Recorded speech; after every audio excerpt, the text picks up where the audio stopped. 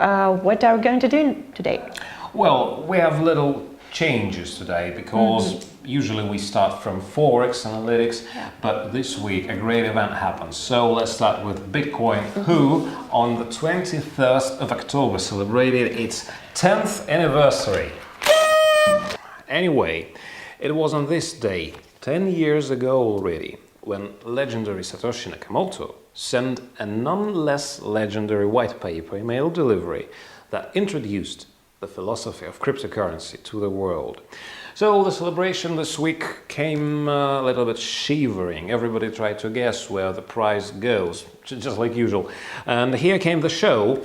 About 250 price drop with substantial rise later. Curious enough that the statistics of trading volume indicates that there is still some mysterious dark whale that had added a substantial amount of cheapened bitcoins into his wallet. Remember the epic triangle which we came now and then in every video? So this is precisely that triangle, because a bottom line of Bitcoin lower price range, which is gradually rising since mid-summer, the turn of price happened precisely on that line, which means that our theory works.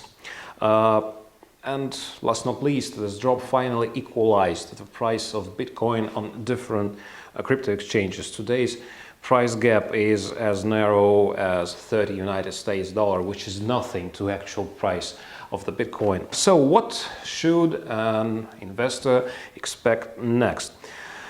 TradingView is starting to hesitate, shifting from one prognosis to short your position to another, to long your positions. But we would strongly advise to stick to our previous strategy, to our current strategy, better to say, which is as long as Bitcoin is above that lower side of the triangle, stick to your position. So if you are long, stay long, and if you're not, just open your long positions. Anyway, news and prognosis which contradict one another make the market panic. But we all know that the fewer people believe in an ongoing price rise, the greater is the chance of it. And last not least, for any skillful trader, such fluctuations is nothing but a chance to gain profit. We believe you are among such traders, and so click the link below to learn how to hedge against investment risk in the face of unfavorable price volatility. Back to Forex. So the main currency for Forex, as you know, is USD. And let's see what's going to happen to it. Yeah. Next week, we're expecting some big news like elections to the House of Representatives on Tuesday, on the 6th of November. And it's going to be it's going to have a really big effect on their currency. It's going to be really volatile, so catch your chance.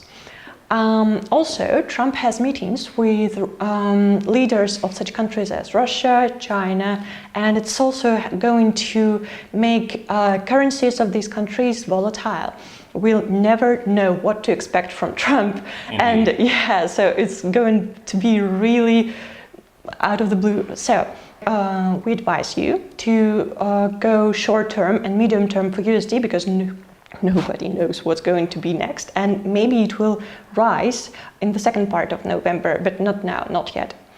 But well, this volatility, this unexpected moves of USD are good for euro, because when one currency is so unstable, people turn to euro or other like Japanese yen, and they invest into it.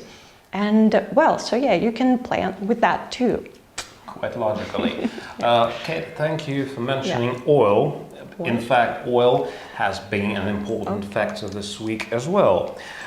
Recently, we saw the news from the United States of America, where it turned to be that the crude oil production has grown sharply, actually by 3 million barrels for 1 week, which makes United States the greatest crude oil producer in the world. And previous leaders, which we got more accustomed Saudi to Arabia, Russia. yeah. Yep, Yeah. Russia and Saudi Arabia, they're just third and second.